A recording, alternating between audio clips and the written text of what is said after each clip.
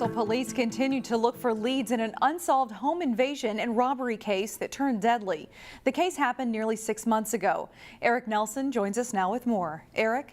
Yeah, Shannon, there is nothing new to report in this case, which is why the Crystal police are asking for the public's help. All credible leads have dried up in the December 2nd incident that led to the death of 99-year-old John Gaucher. We've moved all of the leads that we have, so we're currently at a point where we're looking for the public's help in if anybody knows anything, if anybody's heard anything. We believe that people are probably have been talking about this some in some circles, and so we're looking for any tips that anybody might have. According to police, 2 robbers wearing hoods and stocking caps got into this house in the 4100 block of Colorado Avenue. They took $6,000 of cash and physically assaulted the older couple living there. John's wife, Jerry, also passed away from natural causes shortly after the incident. Crystal police have done forensic and technology analysis, but have not been able to crack the case.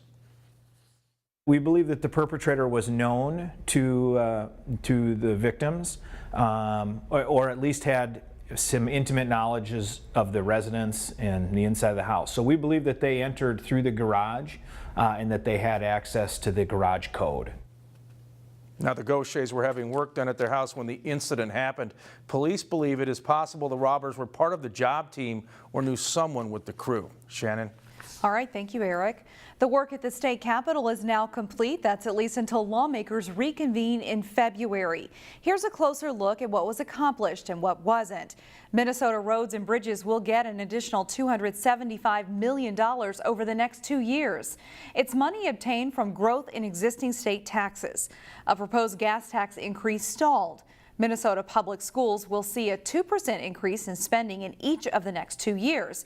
But at least one local district tells CCX News the 2% increases won't be enough to stave off cuts.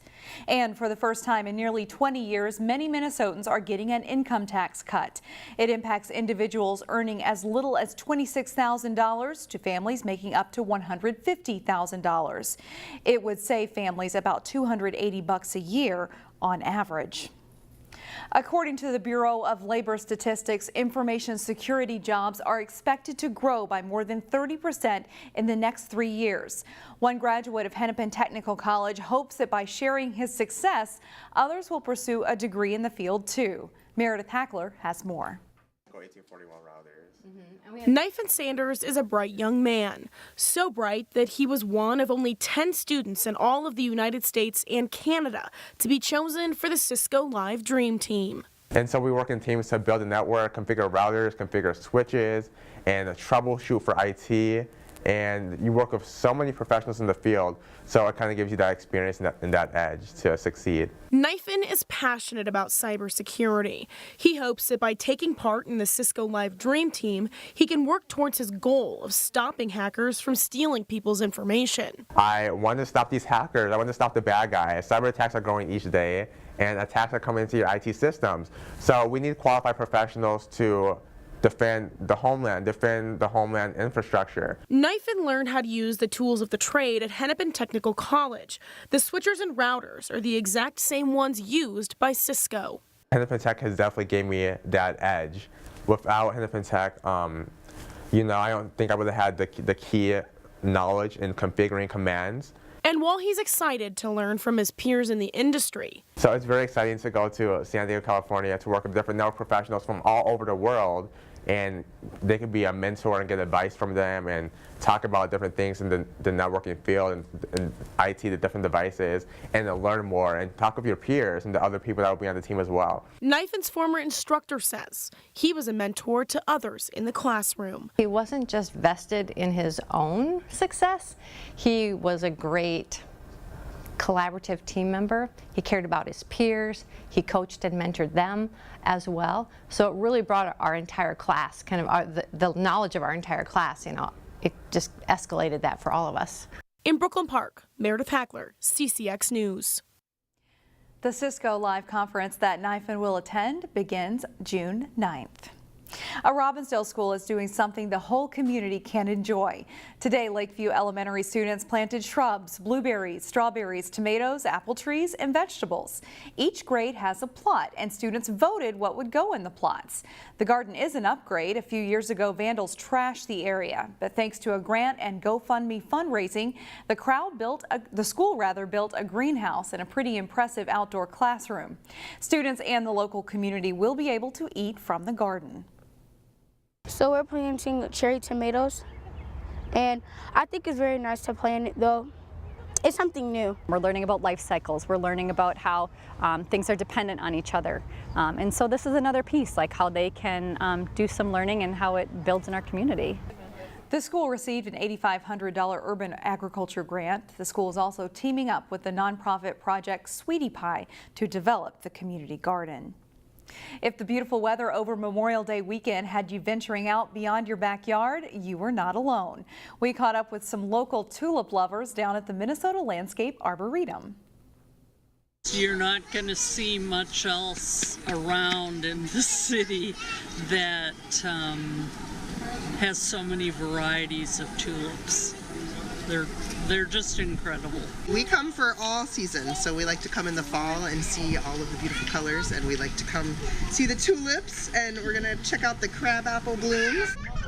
The Arboretum celebrates tulips every spring with more than 38,000 blooms, but there's always so much more to see out there. We leave you with a few beautiful shots of flowers to brighten up your day.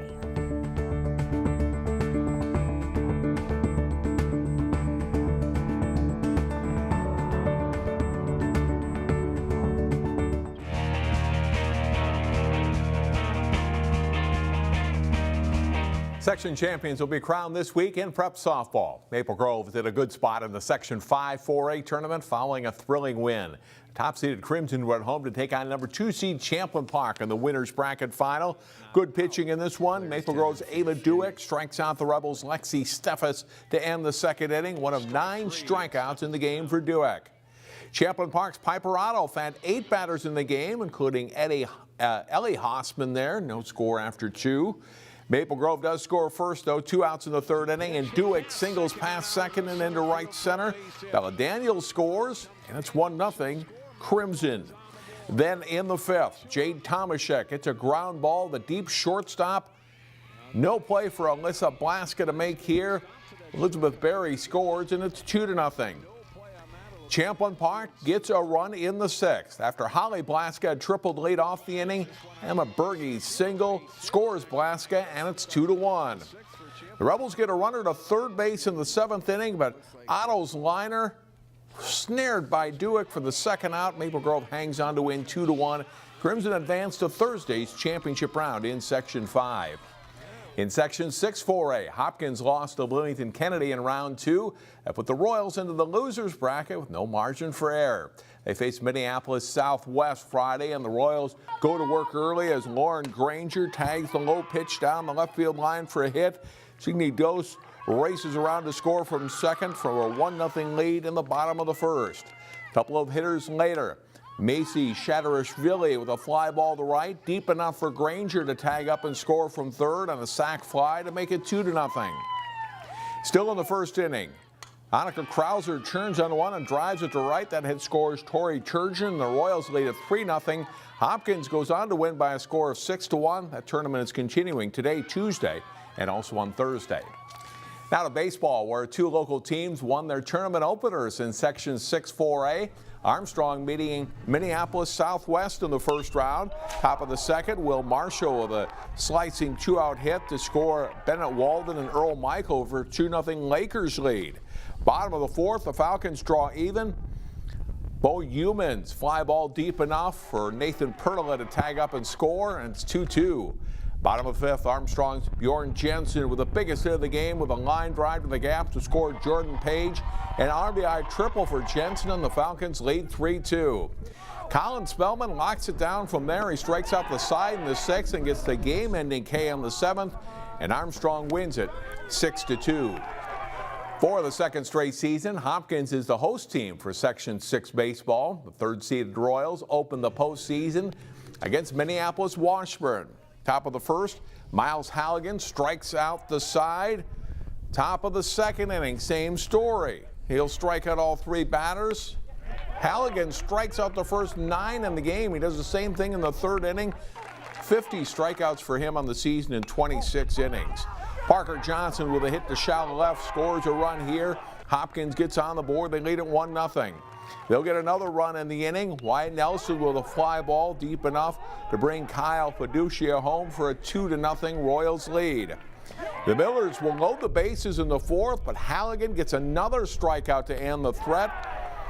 He gives up no hits, no runs, and strikes out 11 in 4 innings. Nick Canitz does the rest, and pitching-wise, Hopkins grinds out a 2-1 win over Washburn. A remarkable run continued for a local synchronized swimming team. The state meet moved to Rochester this season, but it made no difference. For the 13th consecutive season, Wayzata emerged as the state champion. The Trojans scored 171 team points, winning 10 events on the way. Stillwater finished 2nd and St. Louis Park 3rd. Osseo Maple Grove Park Center places 6th with Hopkins in 8th place. That's a look at sports for today. More news in a moment.